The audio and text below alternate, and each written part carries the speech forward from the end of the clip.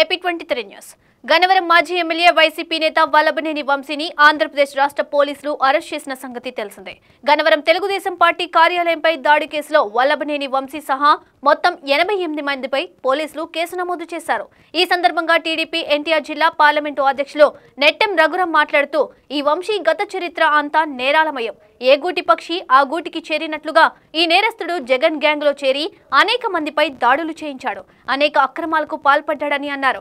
Gannavaram TDP office ఉద్యోగి అయిన దళిత యువకుడు సత్యవర్ధన్ను వల్లభనేని వంశీ కిడ్నాప్ చేయించి చంపుతానని బెదిరించి కేసు విత్డ్రా చేసుకునే విధంగా జడ్జి ముందు తప్పుడు వాంగ్మూలం ఇప్పించాడని, ఒక నేరాన్ని కప్పిపెట్టుకునేందుకు మరో నేరానికి పాల్పడ్డాడని, నేరగాళ్లు ఎన్నటికీ తప్పించుకోలేరని పేర్కొన్నారు. గన్నవరం ప్రజల్ని భయభ్రాంతుల్ని చేస్తూ 5 సంవత్సరాల పరిపాలన రోజున జరిగింది. మనం చూసాం, జగన్మోహన్ రెడ్డి ముఖ్యమంత్రి దగ్గర నుంచి కింద వైఎస్ఆర్సీపీ కింద కార్యకర్త వరకు కూడా ఈ రాష్ట్రంలో ఒక మాఫియా సామ్రాజ్యాన్ని నిర్మాణం చేశారు.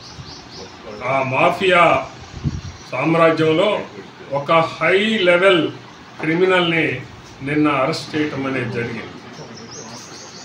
8 నెలలుగా పారిపోయి ఎక్కడెక్కడో ఎత్తులు జిత్తులు వేస్తూ కేసులో తప్పించుకోవటానికి సుప్రీంకోర్టు దాకా వెళ్ళి యాంటిసిపేటరీ బెయిల్ పొందినటువంటి వ్యక్తి తనకు తానే వచ్చి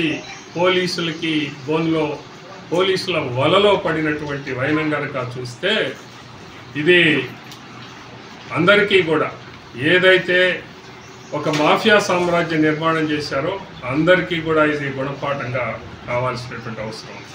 మీరు కూడా చిక్కకపోరు, తప్పనిసరిగా మీ మీద ఉన్నటువంటి వందల కేసులు పోలీసు ఊరకనే చూస్తూ ఊరుకోరు.